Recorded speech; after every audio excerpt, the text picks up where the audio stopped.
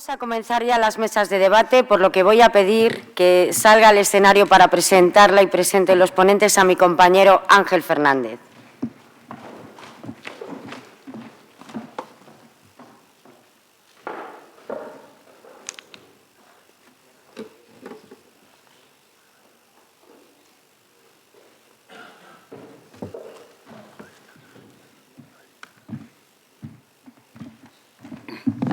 Buenos días a todos. Solicito a los ponentes que suban arriba: Santiago de la Peña Salinas, Mabel Villagra, Juan Víctor Carboneras, José Ángel Macías y Rocío Martínez Sánchez.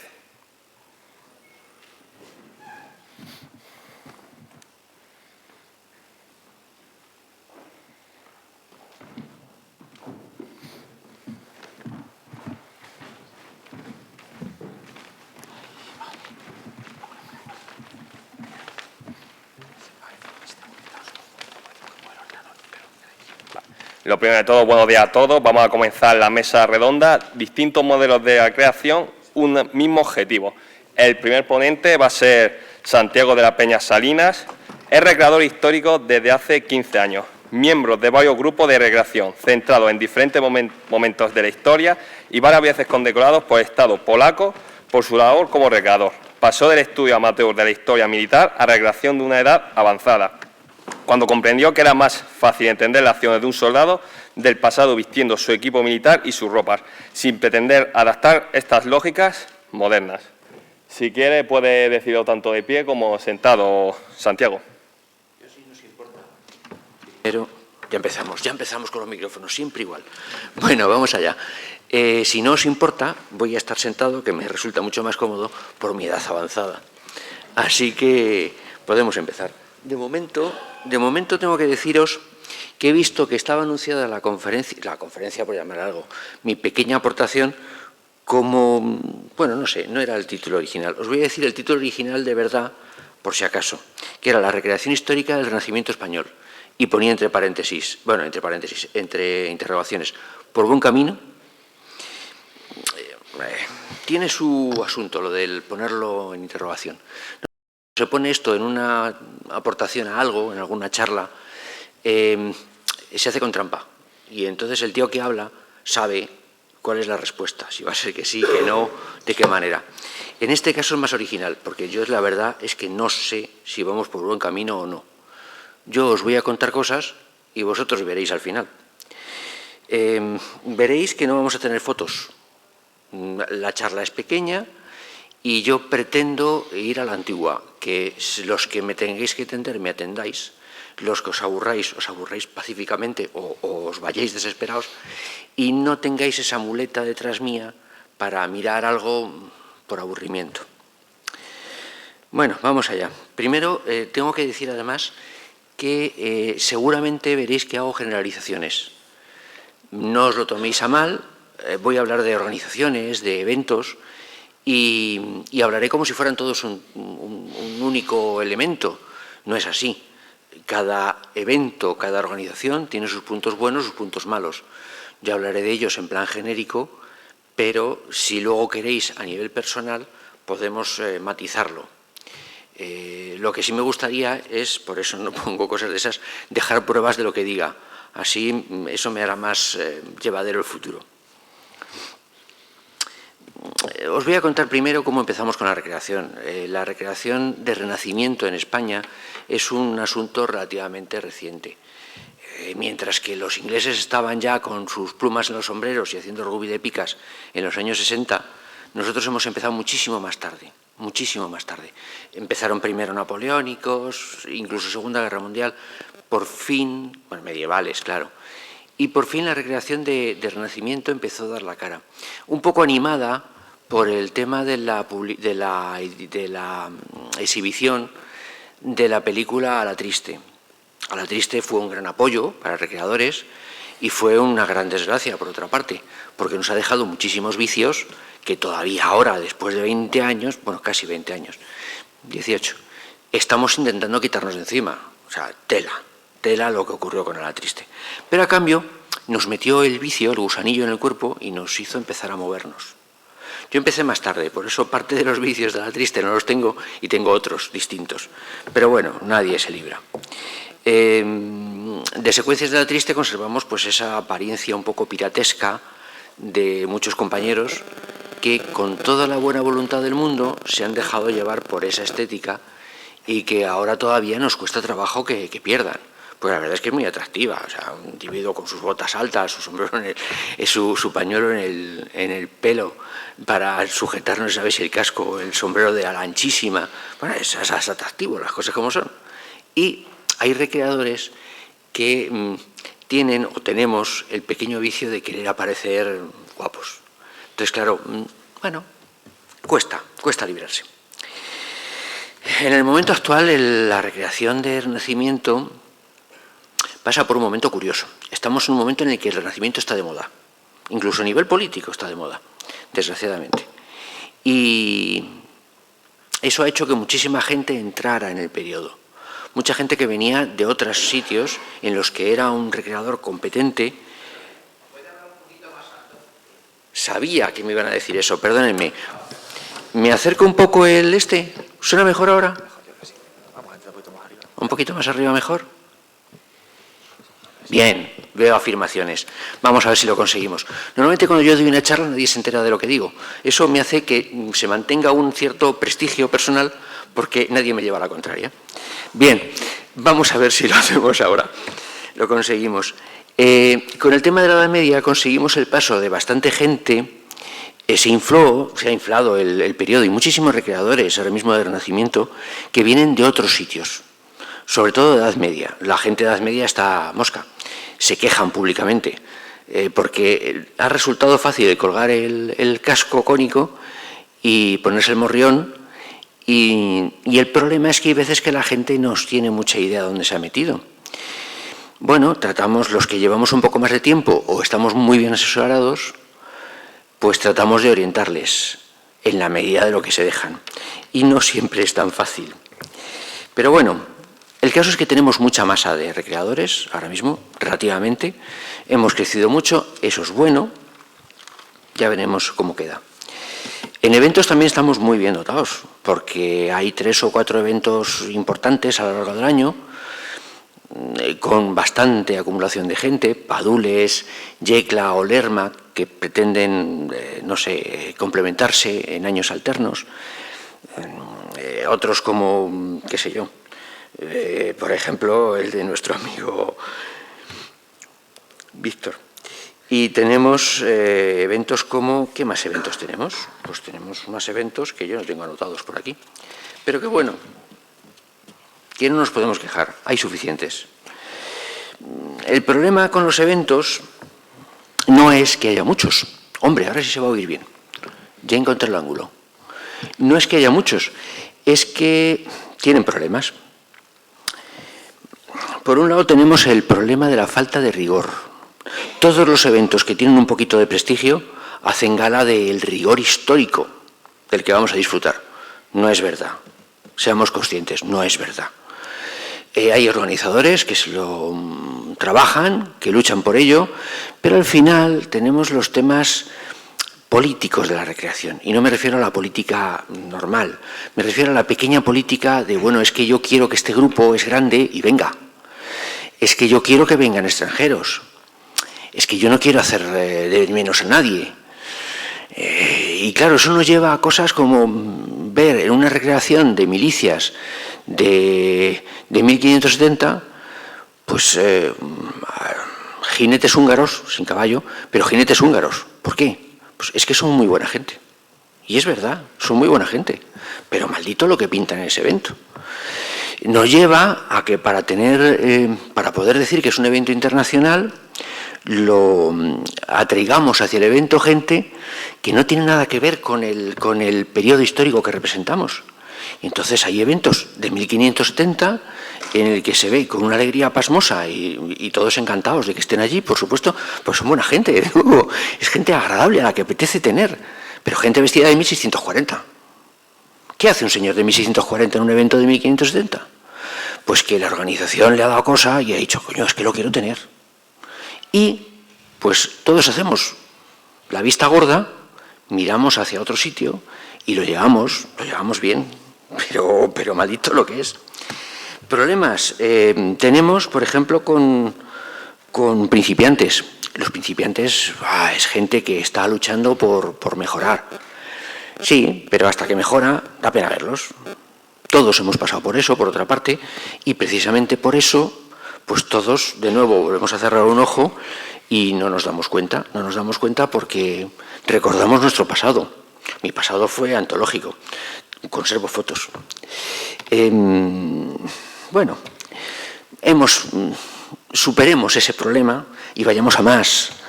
Se supone que en un evento de recreación, nuestro objetivo, aparte de pasárnoslo bien entre nosotros, es dar una visión correcta de un periodo a la gente, a los asistentes, al público. No solamente para nosotros mismos, sino al público. ¿Esa idea coherente que damos al público lo es realmente? Pues hay veces que sí y hay veces que no. De momento ya con el tema estético ya hemos visto que deja bastante que desear a veces. Pero bueno, luego tenemos los excesos de ambición. En ese intento de los organizadores de llegar a la maravilla de las maravillas, pues entonces, no sé, nos pasamos de ambiciosos un montón. Vamos a las batallas, que ahí es un ejemplo muy claro. En cualquier batalla de Renacimiento, en un evento, te puedes juntar, en España, con hasta 300 recreadores, 300 combatientes. Estoy yendo muy por lo alto, pero bueno, podemos juntarlos. En otros muchos menos. Pero, sin embargo, decimos que es una batalla. ¡Hala! Una batalla de Renacimiento. Claro, ¿qué pasa? Que cada vez que hay que escuadronar a la tropa, sabrán ustedes que el sistema de combate fundamental del Renacimiento, y sobre todo de los tercios, era la formación de escuadrones. Bueno, pues un escuadrón que podría tener como poco 600 hombres, en nuestro caso, pues a lo mejor lo forman 60. Y seguimos hablando de batalla, ¿eh? No nos cortamos un pelo. ¡Buah! Escuadrón a un tercio. Vaya que un tercio de 60 tíos. Y le ponemos maestre de campo, como si fuera un tercio. Y le ponemos sargento mayor, como si fuera un tercio. En vez de ser honrados con nosotros mismos y con el público, y decir que es un capitán el que manda el escuadrón, y vamos largos, auxiliado por un sargento. No, nosotros nos cortamos. Al maestre de campo le ponemos a este o al otro. Y además, por temas políticos, ponemos a este o a otro que, si tiene idea, tenemos suerte. Pero se le pone por motivos políticos en muchos casos. Porque trae gente, o porque va muy bien vestido, o porque nos ha caído bien. Y vamos con lo que vamos. Bueno, luego, normalmente, determinados mandos damos golpes de Estado y nos ponemos al mando de la tropa sin que nos hayan dicho que lo hagamos. Pero lo hacemos. Y gracias a eso, queremos creer que la cosa se salva un poco.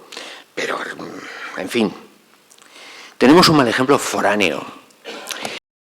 Ya hemos dicho que antes los recreadores ingleses empezaron en los años 60. Hicieron un buen trabajo para sus posibilidades y se lo pasaron muy bien, con lo cual eso hay que agradecérselo. Pero el problema es que han pasado 60 años, casi, y seguimos igual.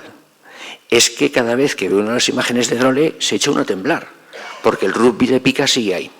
Y no es lo malo que en Grole, la meca en Europa de la recreación, se haga rugby de picas. Lo malo es que nos está costando trabajo sacar el rugby de la recreación española. Los ingleses siguen un poco la escuela holandesa de combate, pero ambientada a su nivel y representada a su manera. Vale, yo me parece bien, ya digo, ha funcionado durante mucho tiempo, pero eso hace que todo sea muy reglamentado. La gente da órdenes para calar la pica, la gente da órdenes para levantar la pica, la gente se queda con la pica en alto cuando les tienes 10 minutos esperando y nadie suelta la pica porque no vamos bien por ahí. Cuando llega el momento del combate, además, nosotros deberíamos combatir a la española, no a la holandesa. Con los arcabuceros, alguien hablará de arcabuceros en el futuro, en una charla de estas,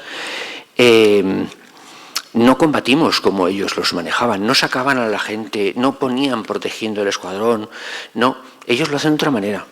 Nosotros lo hacemos de su misma manera, no lo hacemos a la española. Nos cuesta trabajo, vamos viendo el camino, pero nos cuesta trabajo hacerlo. Lo haremos en el futuro, pero el problema está ahí. Lo de los rodeleros de juego de guardia. No sé si hablar de los rodeleros o dejarlo. A lo mejor, si va a haber alguna otra persona que hable de rodeleros, va a haber otra persona que va a hablar de rodeleros. Me callo, pero ojo que va a ser importante, ¿eh? Caray con los rodeleros. Y lo de los exóticos que ya he comentado. Nuestros húngaros o nuestros polacos, qué gente más maja son los recreadores polacos. Nos encanta tenerlos y somos buenos amigos. Pero, bueno, lo llevamos. Lo que estoy diciendo aquí es maravilloso para mí, me gusta mucho, estoy disfrutando mucho, pero esto, si lo digo en público, si lo suelto en una red social, lo que soy es un aguafiestas y un talibán, que lo que intenta es amargar a los demás una buena recreación. Por supuesto, hay que remar todos en la misma dirección, las felicitaciones se dicen en público pero no en privado, lo importante es divertirse. Algo de esto es verdad. Ya salió el listo, como si él hubiera estado ahí para verlo. Bueno, esto hace que no haya un sentido crítico hacia los eventos. Los eventos, si dices algo de esto, lo dices en petit comité, lo dices en tu grupo, porque si lo dices públicamente eres más malo que la leche. Pero, sin embargo, solamente diciéndolo en público, con buen rollo, con buen ánimo, que para eso somos amigos, se avanza. Como no lo hacemos así, los eventos no avanzan. O avanzan muy lentamente. Tenemos muchos, pero yo os diré, por ejemplo, que el año pasado, en un evento muy grande que hubo, los recreadores estaban muy contentos porque en batalla hubo 2 cañones. Qué bonitos, qué buen ruido hacen, pero qué buen ruido hacen. Pero uno era de guerra de sucesión y el otro napoleónico. Y nos lo comimos todos con patatas. Y no lo puedes decir porque te llaman de todo. Bueno, pues hay que decirlo. Tenemos que ser conscientes. Si no, no avanzaremos. Pero bueno. Vamos con los gastos de las recreaciones. Las recreaciones suponen un nivel organizativo muy grande. Yo admiro a los organizadores. Yo algo he hecho en Segunda Guerra Mundial, pero poco. Y sé el esfuerzo que cuesta, sé lo duro que es. Pero hay que hacer decisiones. Y entonces, por ejemplo, pues hay que gastarse más en una cosa que en otra. Los caballos son caros y son problemáticos. Bueno, casi nunca hay caballos, comprensible. Las comidas. En las comidas, a todos los recreadores nos gusta que nos mimen, claro. Sobre todo que nos mimen con criterio. Está muy bien una gran comida, pero si la gran comida es un menú de época y te lo dan en menaje de época o te piden que te lleves tu homenaje y es de época, pues domina ampliamente a una buena comida en un plato de plástico. No por el plato de plástico en sí, sino porque la comida te saca de ambiente. Y para dar un aspecto que sea creíble hacia el público, es importante que nosotros mismos nos lo creamos. De alguna forma es una parte de actuación. Porque pensamos como pensamos, no pensamos como ellos, desgraciadamente o afortunadamente. Pero si te sacan de ambiente es más difícil. Entonces luego van las cervecitas en el campamento, bueno, es mejorable. Voy a incluso a decir que hay comidas que no es que te saquen de ambiente, es que te sacan del campamento. Es que esos maravillosos, pero terribles, arroces con cosas, tan socorridos de las organizaciones, a muchos recreadores nos amargan la vida. Bueno, a mí menos, yo como de todo, pero a muchos nos amargan la vida. Gente que viene de edad media, donde siempre se ha comido relativamente bien, pues lo sufren más que otros. Pero bueno, yo me acuerdo que un recreador, cuando intentaba meterme en la edad media hace unos años, me decía: apúntate, Santiago, apúntate, tú no sabes lo bien que se come. Bueno, todos somos capaces de pagarnos la comida por nuestra cuenta, pero la cosa mejora si no tienes que irte a un restaurante, sino que la organización hace que el evento incluya esa comida. Y que en el evento no descansemos y volvamos al siglo XXI, sino que sigamos en el Renacimiento. Eso ayuda. También es cierto que es muy duro para la organización y muchas veces no hay dinero. ¿Qué le vamos a hacer? Por otra parte, también hay organizaciones donde gastan su dinero de forma diferente y, por ejemplo, te pagan a una empresa de comunicación. Leches, no te pagues a la empresa de comunicación, gástatelo en los recreadores, que nos gusta comer. Los viajes. Yo recuerdo aquellos maravillosos tiempos en los que ibas a un evento medieval y te pagaban el viaje. Bueno, te daban una ayuda para viaje. Te juntabas entre varios en un coche y llegabas. una furgoneta y llevabas campamento. Ahora va todo de tu bolsillo. Es muy raro el recreador de Renacimiento que cobra una dieta. Algún evento hay, pero es una minoría. Casi todos vamos a nuestro golpe. Y a nuestro golpe supone que si puedes llevar un campamento no lo llevas, porque te cuesta una pasta. Si puedes, en un momento dado hay gente que la pierdes por el camino.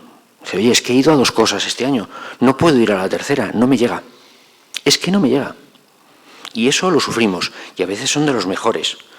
Pero bueno, son cosas, es un tema de organización, que ellos sabrán cómo gastan, y yo comprendo que hagan lo que pueden. ¿Qué pedimos a cambio de los recreadores? ¿O qué nos piden a cambio los recreadores? ¿Qué nos piden a cambio las organizaciones a cambio de darnos de comer? O el alojamiento. Por cierto, el alojamiento de los alojamientos. No lo voy a comentar más. Ya lo sufrimos con paciencia. Ustedes no. Bendito sea Dios que no lo sufren. Nos piden normalmente cositas. Nos piden cosas que los ayuntamientos no tienen mucha imaginación. En un momento dado alguien les dice algo y se quedan con la copla. Lo han visto en otro sitio y lo mantienen. Por ejemplo, los desfiles. Los desfiles son muy socorridos. Claro, pero para hacer un desfile tienes que coger a los recreadores y hacerles caminar.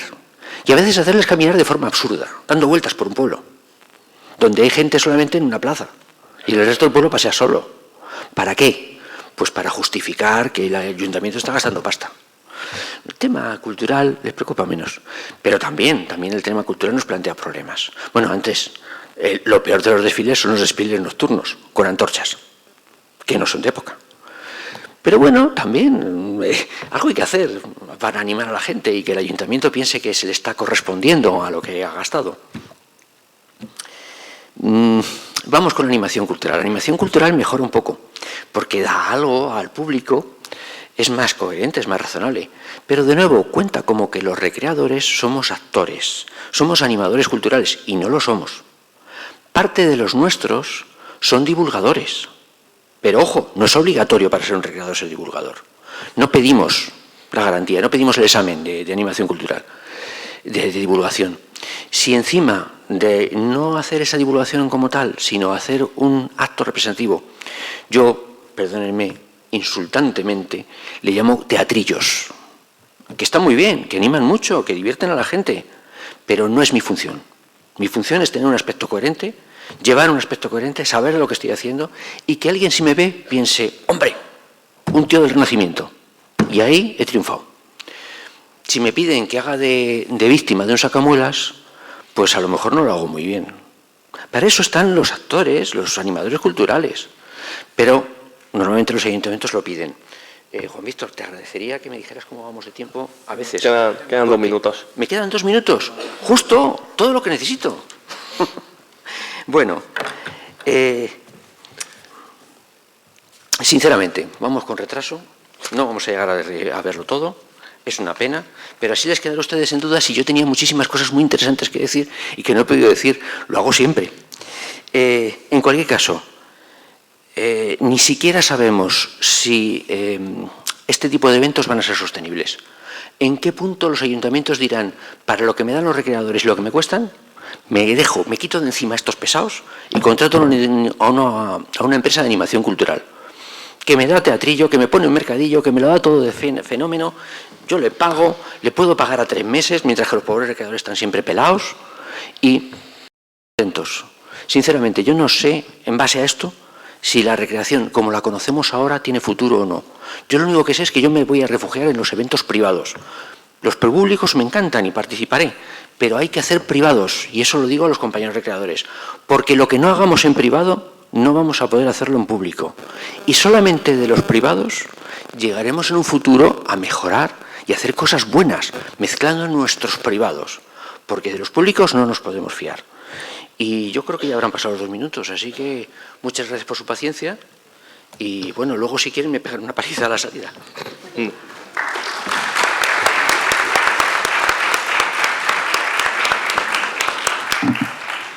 Muchas gracias, Santiago, por su ponencia, ha sido realmente muy interesante. Ahora pasamos a la siguiente ponencia, Mabel Villagra. Mabel Villagra es doctoranda en Estudios Árabes e Islámicos por la Universidad Autónoma de Madrid. Fue becada por el Ministerio de Asuntos Exteriores, Unión Europea y Cooperación para estudiar árabe en Túnez y Marruecos. Ha sido investigadora de Erasmus, doctorado en la Universidad de Palermo, Italia. También está formada en Historia, Derecho y Cinematografía. Ha desarrollado en estos años su faceta como articulista, historiadora y arabista, participando durante más de 15 años en diversos proyectos culturales de recreación y divulgación histórica, tales como Montiel, Caspe, Briones y Padules. En los últimos años ha trabajado además como asesora histórica de producciones audiovisuales españolas e internacionales en títulos como Isabel, Carlos Rey Emperador, La Catedral del Mar o Hernán. Colabora además asesorando a ilustradores históricos como Ángel García Pinto, Ferrer Dalmau y articulista en publicaciones como Despertar Ferro o Medieval Warfare Magazine.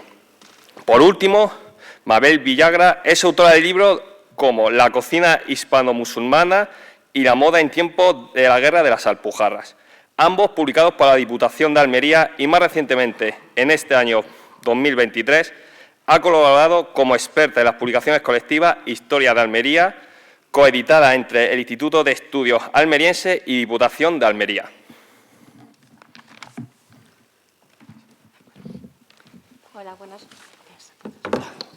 Hola, buenos días. Primeramente, muchas gracias a la Asociación 31 de Enero por dar cabida, dar espacio a un tema que nos vamos a salir un poquito, no son los tercios, en este caso va a ser Al-Ándalus, porque, digamos, es un tema colateral que también lo hemos tenido en recreación histórica, de edad moderna, ¿no? En el caso, bueno, eventos donde habéis estado seguramente Padules o en el caso de Berja, 1569, el tema de los moriscos. Pero el tema de Al-Ándalus o el tema morisco, bueno, viene de mucho atrás. Para poder entender un poco lo que es la recreación de tema andalusí, porque es una recreación prácticamente nueva o queda bastante relegada en lo que son las recreaciones, se engloba mucho en temas de recreación medieval cristiana, vamos a decir así, mayormente en batallas.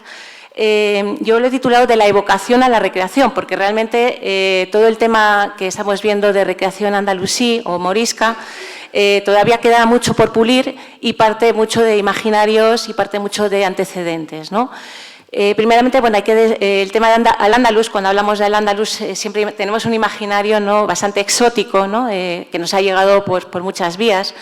Se ve como el paraíso de las tres culturas cuando no fue así. Es una entidad, vamos a decir, geográfica, cultural, religiosa, lo que podríamos llamar la presencia musulmana en España, esa que a través de los libros de historia siempre hemos aprendido 800 años de presencia musulmana en España, ¿no?, que hay un límite, que es la conquista de Granada en 1492, y a partir de esa conquista de Granada tenemos los mudéjares, que son los musulmanes que quedan, cuando esa reconquista, o conquista, mejor dicho, se va conquistando a los territorios a los musulmanes, quedan bolsas de población musulmana, pasamos primero de los mudéjares a los posteriormente a los moriscos. Primero mudéjares con la conquista de Granada hasta 1502, cuando los reyes católicos obligan a los mudéjares castellanos y granadinos a convertirse ya de manera generalizada a la fe católica.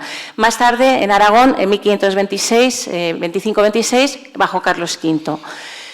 A partir de este periodo, 1502 en Castilla, 1525 en lo que es la zona de Aragón, hablamos de moriscos.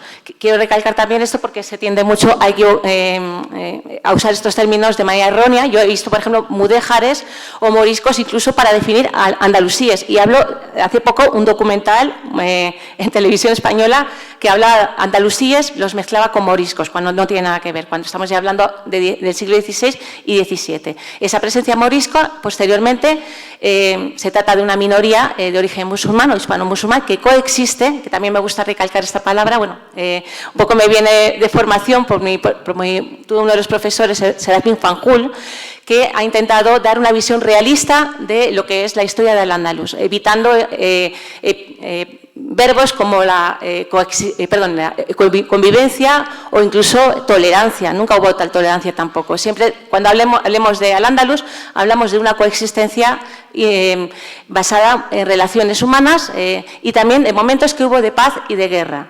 Entonces, toda esa connotación, nosotros, bueno, a través de la historia también se ha visto en dos posturas muy claras, que los académicos actuales llaman maurofilia y maurofobia. La maurofobia sería ese miedo al otro que hemos tenido a lo largo de la historia, ¿no? Desde la Reconquista, ¿no? Esa maurofobia se refleja, por ejemplo, pues, en esa cruzada contra el Islam, por ejemplo. Y luego también ese miedo al otro, ¿no? Ese miedo social y cultural, ¿no? En el caso primeramente de los mudéjares, en las zonas de frontera, sobre todo, ¿no? En el reino nazarí con Granada, ese miedo al nazarí, y en época morisca se ve al morisco como la quinta columna, ¿no? de los turcos o de los piratas berberiscos, ¿no? Aquello de no hay moros en la costa, ¿no? Bien, esa expresión cuando venían a asaltar en esas famosas razzias, ¿no? Ese miedo que queda en el imaginario español por un lado, ¿no? Pero por otro lado, que es lo que nos interesa ahora, lo que impregna tanto la evocación que se va a hacer del Andalus o de esa cultura hispano-musulmana, como posiblemente lo que estamos viendo ahora en recreaciones, y esa mirada, vamos a decir, buenista, ¿no? Presentista incluso a veces, de esa del Andalus, nos llega a través de la maurofilia. La maurofilia que nos llega pues, a través ya desde época medieval, ¿no?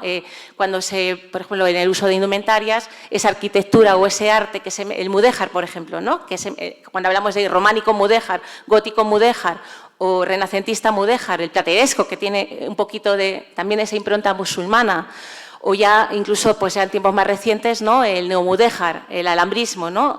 Los cuadros, el orientalismo, por ejemplo, ¿no? Esa admiración hacia lo musulmán, o por ejemplo cómo se viste, ¿no? En las indumentarias, ¿no?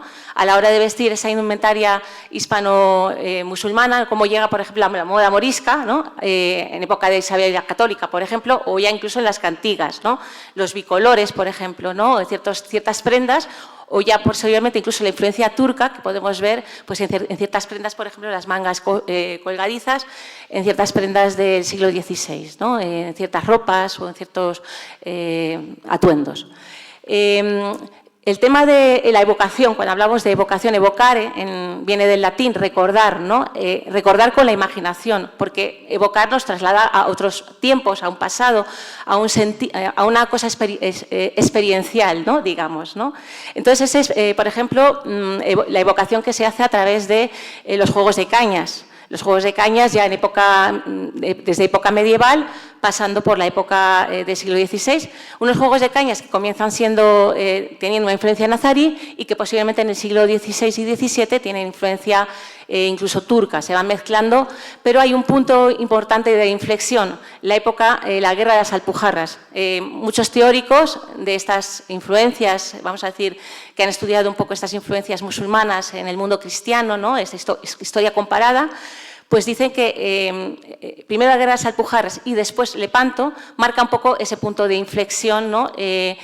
Donde ya, por ejemplo, a través de la Inquisición o incluso modas literarias, la novela morisca o el romancero, que también exaltaba ese mundo morisco idealizado, lo reconvierte, lo readapta, digamos, a unos entornos musulmanes cristianizados, por decirlo así. Por eso, por ejemplo, podemos ver representaciones de los Reyes Magos vestidos primeramente de un modo nazarí y después de un modo mudéjar y después de un modo turco, por ejemplo, otomano, ¿no? Incluso un modelo que sigue hasta el siglo XVIII-XIX.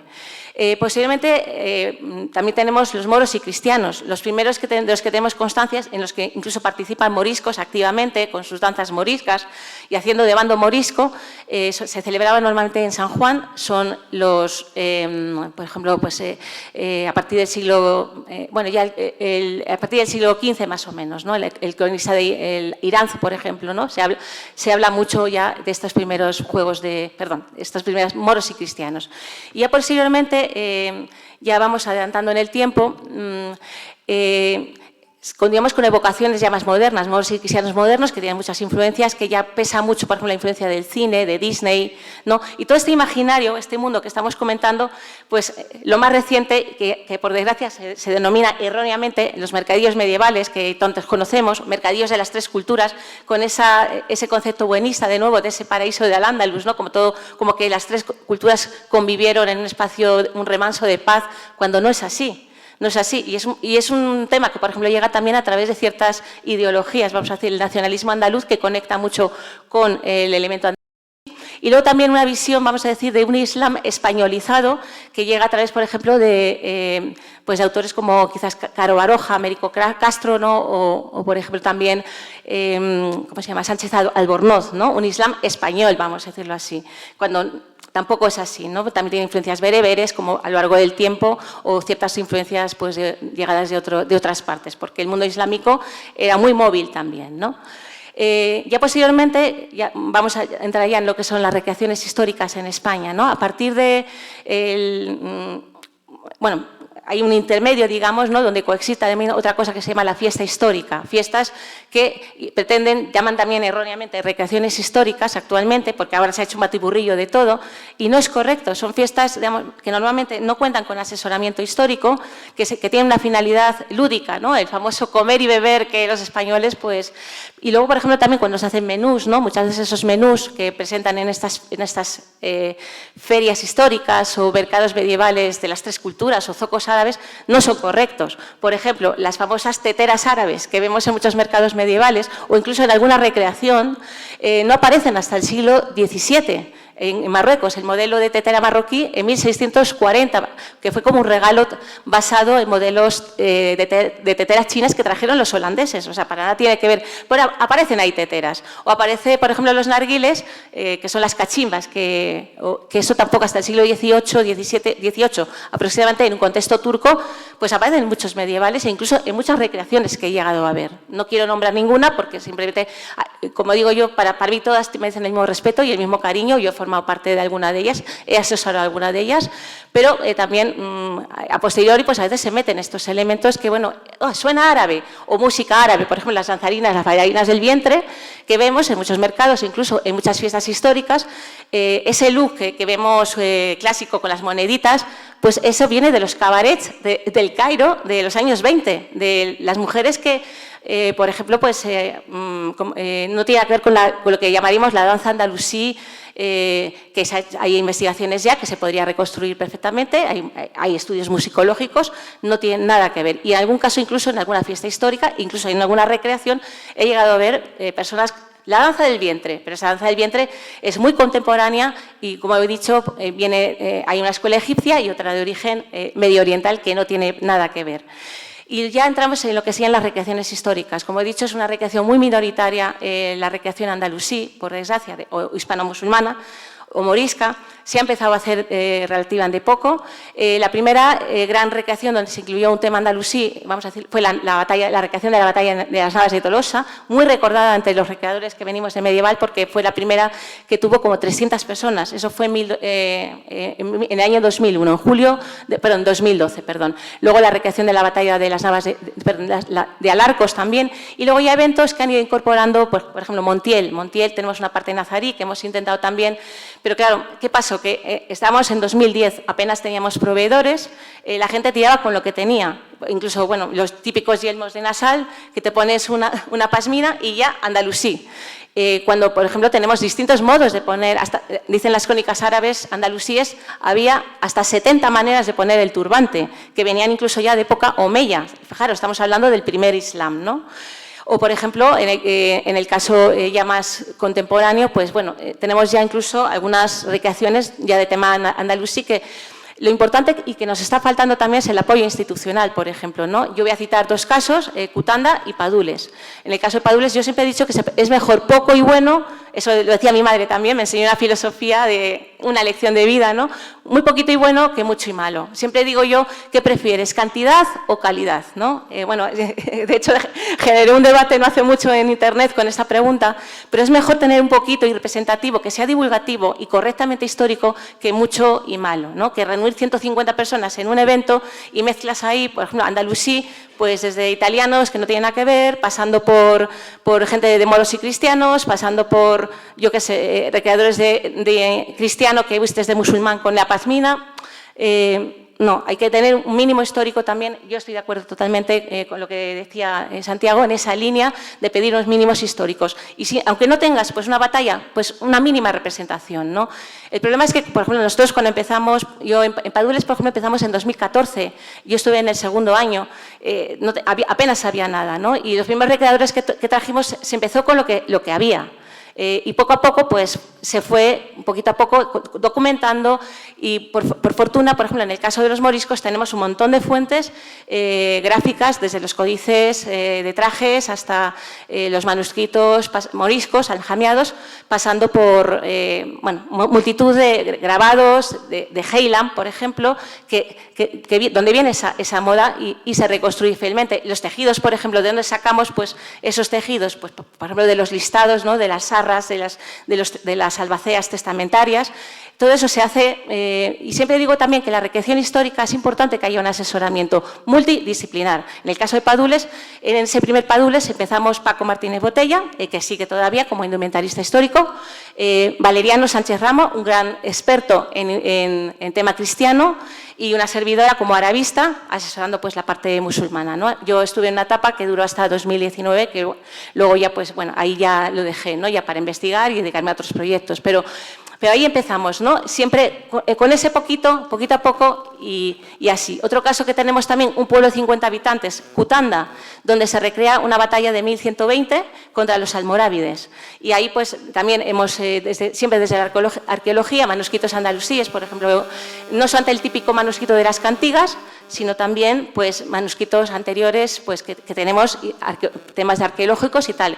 A raíz de aquello, pues también se han musealizado esas indumentarias y todas estas experiencias previas, sería interesante también, pues, por ejemplo, están faltando pues, un mayor conocimiento. Bueno, de hecho se intentó en el caso de Padules, este libro que se editó, con la experiencia, es un libro que prefiero decir que es de autoría colectiva, porque es la suma de un esfuerzo y un libro que recoge también, pues estamos aquí representados muchos recreadores, es un homenaje a los recreadores. No es mi libro, quiero recalcar, es la suma de muchas personas, de muchos trabajos y de muchos años de experiencia. Y esta indumentaria, bueno, por ejemplo, en el caso de Berja, pues la ha tomado como ha cumplido un poquito ese papel de divulgación, ¿no? Y bueno, ¿qué más puedo comentar un poco así del tema andaluz? Y también falta, creo, por parte de proveedores, y también ahí entraría, por ejemplo, en el caso de Ángel o artesanos históricos, la importancia también de un conocimiento y de un equipo multidisciplinar de expertos que puedan asesorar, por ejemplo, a proveedores de productos de recreación histórica. Nos faltan yelmos, por ejemplo, de tema andalusí, nazarí, nos faltan armas adecuadas, por ejemplo, las jinetas, ¿no? Las jinetas andalusíes o nazaríes en este caso, o protoandalusíes, o incluso de épocas anteriores, se echa de menos, pues, o incluso también indumentaristas históricos que recreen la moda morisca o anterior, ¿no? De moda andalusí, califal, emiral o de taifas, ¿no? Porque también quiero recalcar que mucha gente lo que hace es también tira, por ejemplo, en el caso de recreaciones de tema musulmán, tiran de cosas de la India, tiran de cosas de chílabas marroquíes, tiran de cosas... Pero bueno, también poquito a poco también están surgiendo grupos, por ejemplo, en el caso pues, de Padules, el grupo que recrea los almogávares de Amansa, no importa decirlo, han ido poco a poco mejorando y bueno, tienen unos atuendos otomanos muy buenos, con los que han complementado pues, la parte morisca de esta población, por ejemplo, en Padules, ¿no? La parte morisca, en este caso, ellos recrean la guerra de las Alpujarras y sería un poquito, pues, digamos, la suma de esfuerzos, ¿no? Porque la recreación, al final, es un trabajo de todos y para todos, ¿no? Y sí me gustaría un poco, hace tiempo escribí, bueno, para otro artículo, un concepto que tengo también de la recreación, ya voy terminando. Sí, quedan 5 minutos. Quedan 5 minutos, bueno, o sea, estoy en tiempo. Un concepto que ya sea para Al-Ándalus o para cualquier época que estemos recreando, la recreación es la suma de un trabajo de todos con todos, creo. Y siempre los más experimentados, y estoy en la línea de Santiago, comparto, tenemos que ayudar a los que están empezando, ¿no? Aplicar ese conocimiento. Yo he asesorado muchos grupos también, en privado. Quizás también he pecado también de comentar alguna cosa en público, pero luego al final hablando nos entendemos y he ayudado al final a personas que después de hablarlas y un poquito pues ayudándolos de manera privada, pues ahí estamos todos, ¿no? En ese esfuerzo común. Siempre digo que recreamos para divulgar, divulgamos para conocer y conocemos para preservar nuestra historia. La historia con sus, no solamente como legado, sino también como valores. Como decía el dicho latino, porque la historia es maestra de vida. Y como decía el gran Cervantes, y ya cierro esta ponencia, decía Cervantes que la historia es testigo de lo pasado, ejemplo y aviso de lo presente y, sobre todo, advertencia de lo porvenir. Y nada más. Muchísimas gracias por su atención y quedo a su disposición para las preguntas.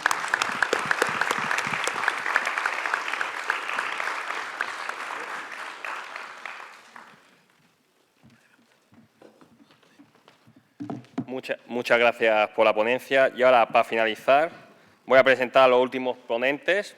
José Ángel Macías es vicepresidente de la Asociación Albaladejo Siglos de Oro, estudió el grado y máster en Ingeniería Química en la Universidad de Castilla-La Mancha, es un entusiasta de la historia y cultura del campo de Montiel y, sobre todo, promotor de desarrollo y recuperación del patrimonio de Albaladejo. Seguimos con Rocío Martín Sánchez, licenciada en Historia de Arte de la Universidad de Castilla-La Mancha, técnico superior en Organización y Gestión de Eventos, máster en Gestión enoturística y actualmente trabajando como coordinadora comercial y sumillera en bodegas Reconquista en Ciudad Real. Y por último, que todo el mundo lo conocemos, Juan Víctor Carboneras, presidente de la Asociación de Albaladejo Siglo de Oro y 31 tercios, nacido en 1923 en Albaladejo, Ciudad Real, y se trasladó en Madrid a realizar sus estudios. Graduado en Historia por la Universidad Complutense de Madrid, se especializó en Archivística y Biblioteconomía y se centró en la Edad Moderna, concretamente en la monarquía hispánica. El autor del ensayo histórico España, Miniatura, Vida y Honor y Gloria a los Tercios. Publicado en la editorial Edad. Ha organizado las 3 jornadas sobre los tercios en esta asociación. Realizó en el Instituto de Historia y Cultura Militar y además ha elaborado diversos artículos para revistas científicas centrados en los tercios, sobre todo especializándose en los hombres anónimos que capitalizaron estas unidades en la segunda mitad del siglo XVI y sus formas de vida. Bueno, muchísimas gracias, Ángel, por esta fantástica presentación que nos ha hecho de nosotros. Y cuando se comenzó a preparar estas jornadas, tanto de la Junta Municipal de Distrito como por parte de mi asociación también, de 31 tercios, me comentaron que había una necesidad de plantear, bueno, cómo era el trabajo que había para organizar una recreación histórica y pensaron en nosotros, en Albaladejo Siglo de Oro. Lo que queremos implementar hoy con esta presentación que hemos llamado Albaladejo, un modelo de recreación histórica, no es ni muchísimo menos un ejemplo único. Creemos que no somos ejemplo de nada, sino que lo que vamos a exponer es nuestro trabajo, día tras día, 365 días al año, para que se entienda todo ese proceso que muchas veces no se ve y queda en el aire.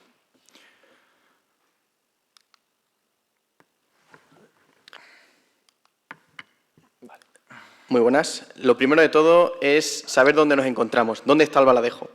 Pues Albaladejo es un pequeño municipio de unos 1000 habitantes, lo que llamamos la España vaciada, que se sitúa al sudeste de España, dentro de la provincia de Ciudad Real, lo que conocemos como el Campo de Montiel. Está rodeado por las sierras de Segura y las sierras de Alcaraz y se sitúa sobre un monte y un mar de olivos. Sigue muy vinculado a la Orden de Santiago, ya que dio origen al pueblo.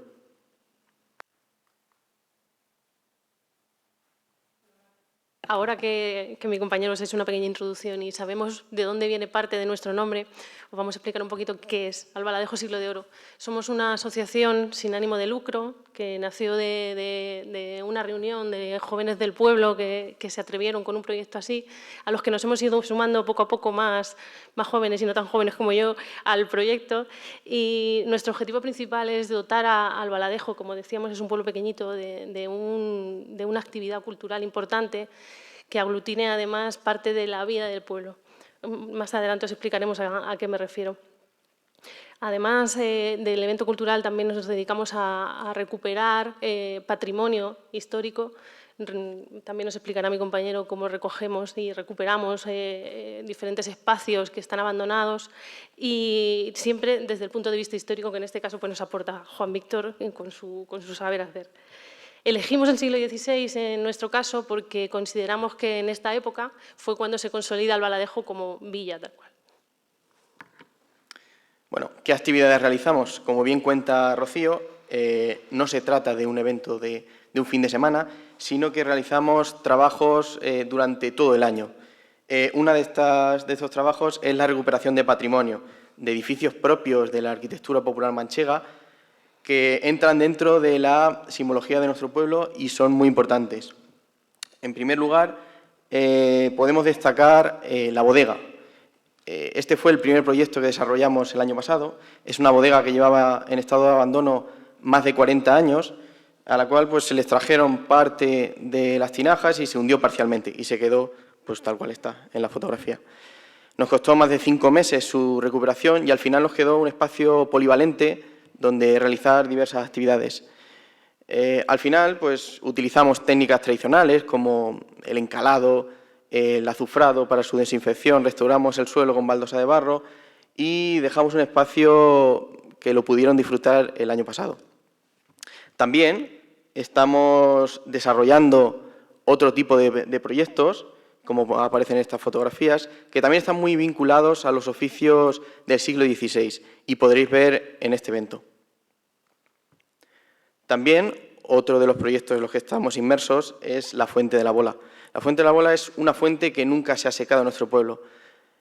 Ha sido un lugar de reunión de los albaladejeños. Lo que pasa es que hace unos años quedó olvidada por la Administración y al final acabó cediendo.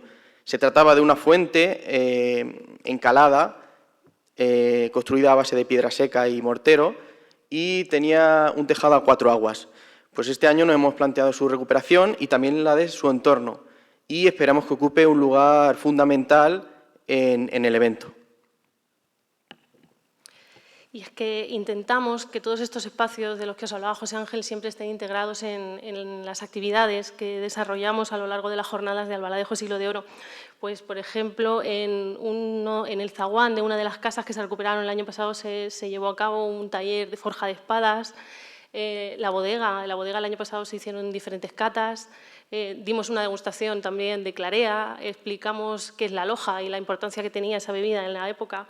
Nos da pie un poco para hacer distintas actividades didácticas, para acercar un poco al público también a aquella época.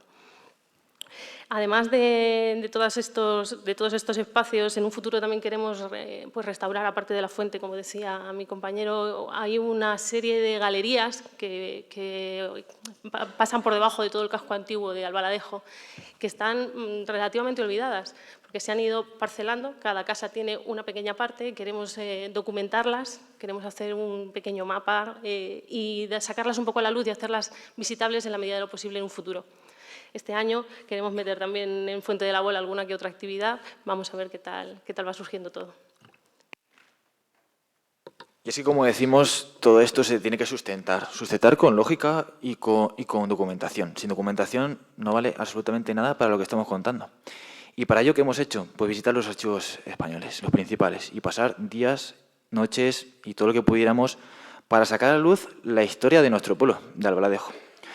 Hemos visitado el Archivo General de Simancas, el Archivo Histórico Nacional, el Archivo Histórico Provincial. Nos hemos encontrado una cantidad de documentos extraordinarios que nos relacionan todos esos lugares que hemos estado viendo con la realidad del siglo XVI y muchas otras cosas más.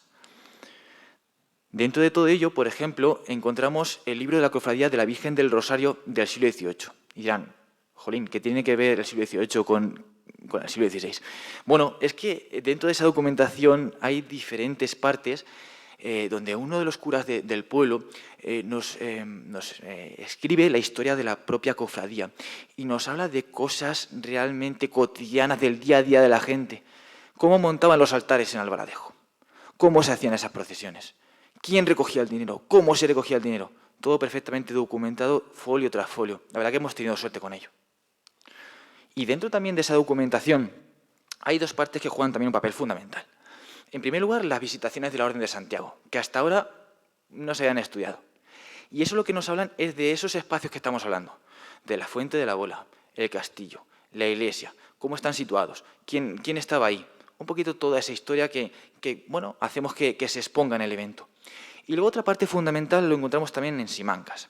Cuando uno va a Simancas, primero se da cuenta de la dificultad que tenía la propia monarquía de organizar todo, y en segundo lugar se da cuenta de que todos y cada uno de los pueblos y villas de Castilla, de Aragón en definitiva también, por supuesto, participaron en empresas colectivas que son magnas.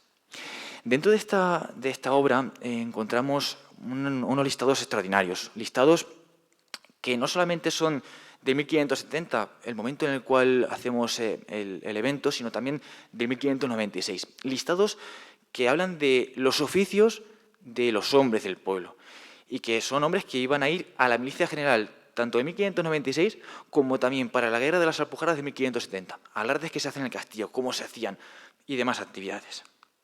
Y en base a ello, José Ángel nos va a comentar un poquito más acerca de uno de ellos, por ejemplo.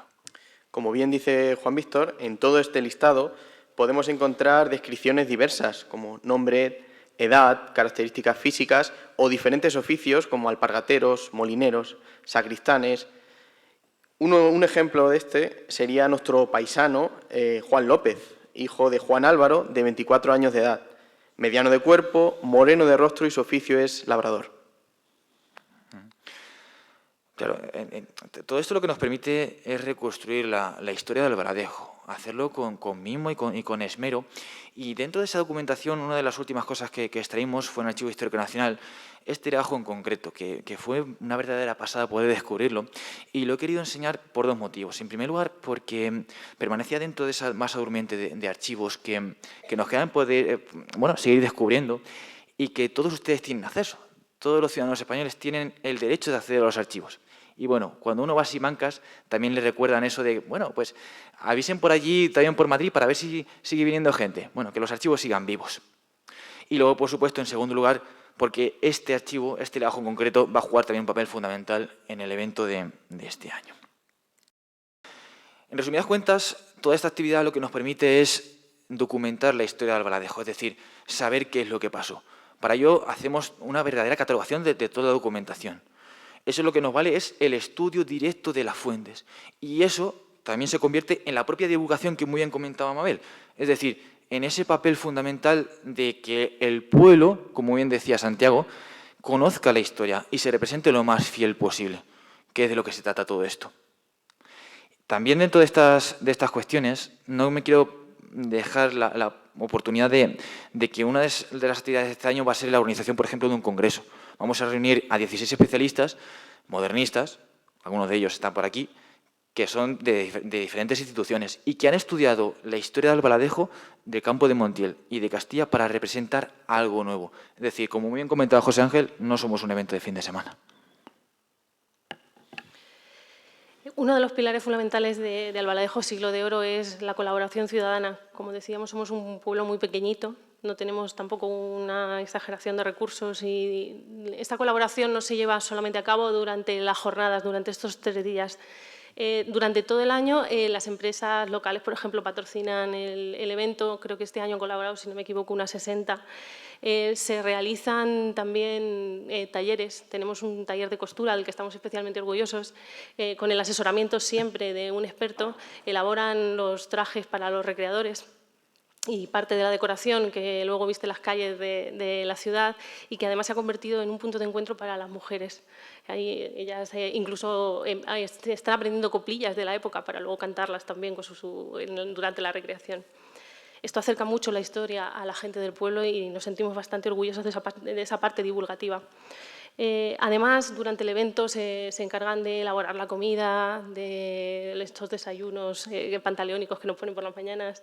Están decorando, todo el mundo apoya, todo el mundo colabora. Y también genera un sentimiento de pertenencia y de orgullo también. Decimos que somos de la España vaciada. A veces nos falta un poquito de orgullo, vamos a llamarlo orgullo municipal, ¿no? Parece que somos de un pueblo pequeñito y nos da vergüenza a veces decirlo. O decir o formar parte o crear eventos en pueblos pequeños. Esto es muy bonito y es alucinante ver cómo la gente aporta todo lo que puede. En la madrugada del viernes todo el mundo está colaborando, decorando y haciendo lo que puede.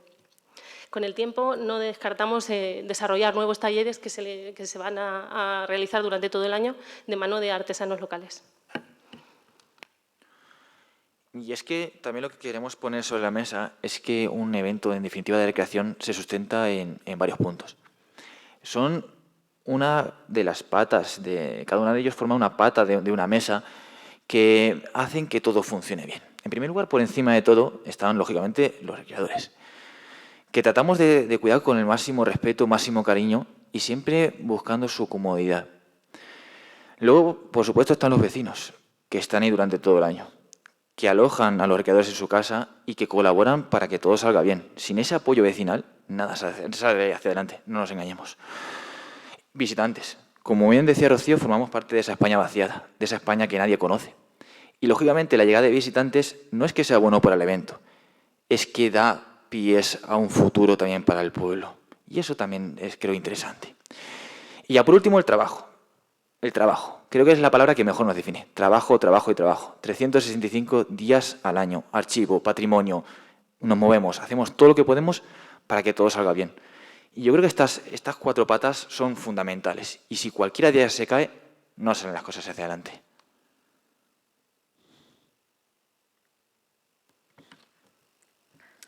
Bueno, pues como comenta mi compañero Juan Víctor, el alojamiento en las viviendas del pueblo es una parte muy importante y se establece como un símil del viaje de los tercios hacia batalla.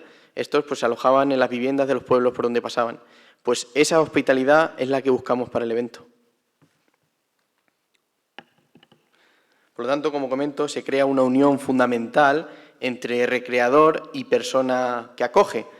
De esta manera conseguimos una cosa muy importante y es que le hemos dado a la gente un motivo de unidad, un motivo para emocionarse, para colaborar.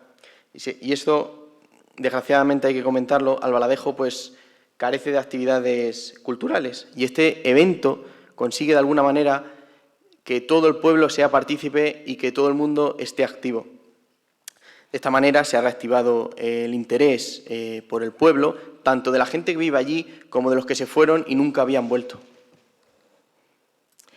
Nos sentimos especialmente orgullosos, aunque después de lo que ha dicho Santiago me lo estoy replanteando, de integrar a los recreadores dentro de las actividades. O sea, no pensamos que los recreadores sean maniquíes. Si quieren colaborar, no es obligatorio, Santiago, se les puede asignar un rol para que colaboren en las actividades, en las diferentes representaciones, pues sobre todo de escenas cotidianas, de pequeños enfrentamientos militares, escenas de campamento y demás. Estos roles intentamos que no se repitan de un año para otro, porque así es más divertido tanto para recreadores como que quieran hacerlo, como para los visitantes y demás. Este año vamos a intentar mejorarlo, tenemos bastantes actividades nuevas preparadas y cada año pues vamos a intentar mejorar y cada año dar un pasito más.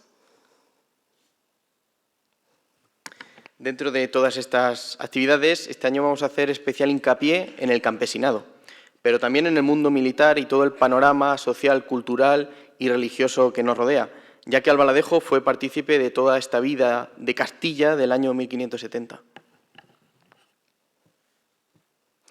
Bueno, veníamos observando que quizá en el mundo de la recreación el papel de la mujer queda un poco como secundario. Siempre nos fijamos más en los roles masculinos, pues aquello que decíamos que llama más la atención una batalla que una campesina. Nosotros intentamos dar ese papel femenino, la importancia que tiene ese papel femenino dentro de la recreación histórica.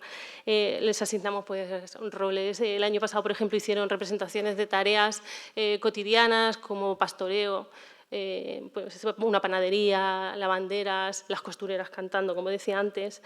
Es un papel importante que ha quedado como un poco apartado, aunque creo que de mañana vais a tener una conferencia donde se va a extender mejor este tema, lo van a explicar bastante mejor que nosotros, pero desde nuestra modestia pues queremos reconocer el papel femenino. Incluso papel femenino que también se representa en la propia batalla.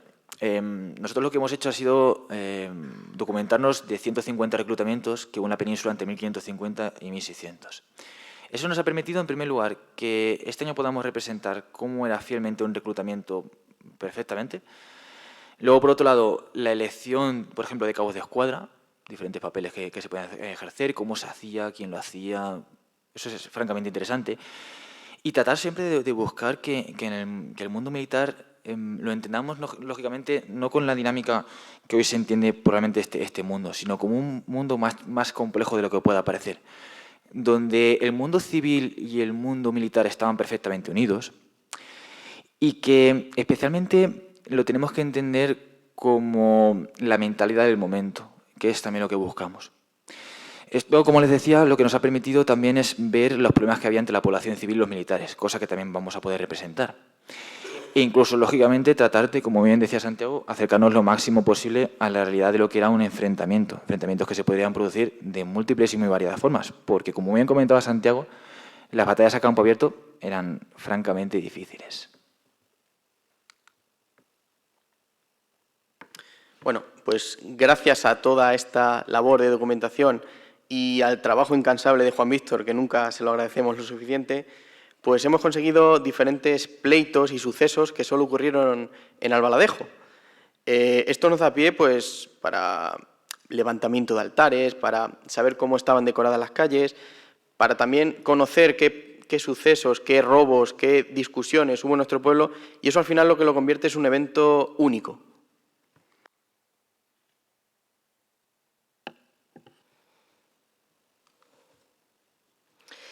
Una de las recreaciones que hacemos durante el siglo de oro en Albaladejo y que creo que tiene más éxito es el que llamamos misterio. Durante la madrugada del sábado se representa una escena nocturna que normalmente se basa en una historia de las que recuperan de los diferentes archivos. El año pasado, por ejemplo, nos dio pie a recuperar la historia de la Pantasma. No es nada más y nada menos que un habitante del pueblo que en penitencia se vestía con unas sábanas, salía recorriendo las calles del pueblo, siempre protegido para evitar que se descubriese su identidad. Esta historia, con el tiempo, pues, tomó carices más sobrenaturales. Pues ya se hablaba, los abuelos le contaban a los nietos que la fantasma podía venir a asustarte o que hacía ruidos raros porque llevaba un gato en una cántara y le tiraba del rabo para que hiciese ruidos raros y asustaba a la gente y demás. Pues a este mito de la fantasma, que es muy extendido además por el campo de Montiel y yo diría que por toda la provincia de Ciudad Real, le unimos además una historia que rescataron del archivo donde encontraron un asesinato que estaba documentado y nos dio pie también a escenificar ese asesinato y el ajusticiamiento del delincuente, digamos, que se refugió en la iglesia, se le apresó, se le juzgó después, que es la imagen que habéis visto antes, por ejemplo, y este año, en esos legajos que solamente nos enseñaba la portada, hemos encontrado dos historias que nos van a dar pie a crear un nuevo misterio, que como su nombre indica, pues es un misterio y no puedo decir más. Bueno, como se trata de un misterio y no podemos hablar más sobre ello, sí que tenemos que hablar que todo esto, lógicamente, tiene un trasfondo, y tiene un trasfondo con el cual tratamos de representar, como bien comentaba José Ángel, la sociedad civil. Creo que yo como un humilde historiador que se dedica a la historia militar, creo que nos centramos mucho en la historia militar. Y la historia militar es la historia de la gente. Y creo que nuestro objetivo también es ese, es decir, representar la vida campesina que había en un pueblo de Castilla, que si tenía suerte pasaba una compañía, pero que también vivía otras realidades y que vamos a tratar de representar, como por ejemplo la visitación de la Orden de Santiago, cosa que todavía no hemos visto y era francamente interesante. Bueno, como decíamos, la multitud de oficios que hemos rescatado del archivo, o incluso también pues esa participación de recreadores que se unen para divulgar una historia. Es un poco todo también lo que queremos comentar. Y poquito más. Creo que con esta ponencia lo que queremos dejar claro, en definitiva, es que creo que la recreación histórica tiene que ir por el futuro, o el futuro tiene que pasar porque acerquemos a más personas a este mundo. Un mundo que estamos haciéndolo muy bonito, que estamos haciendo que esto vaya más, pero que también se tiene que sustentar con este tipo de jornadas que son teóricas y que nos vienen muy bien a todos. Creo que aprendemos y de esto se trata. En definitiva, lo que vamos a buscar también con Albaladejo Siglo de Oro es seguir esforzándonos para conseguir, en primer lugar, que todos los recreadores que vengan estén a gusto, estén en su casa y, en segundo lugar, que podamos divulgar la historia de nuestro pueblo y de Castilla en general. Muchísimas gracias a todos.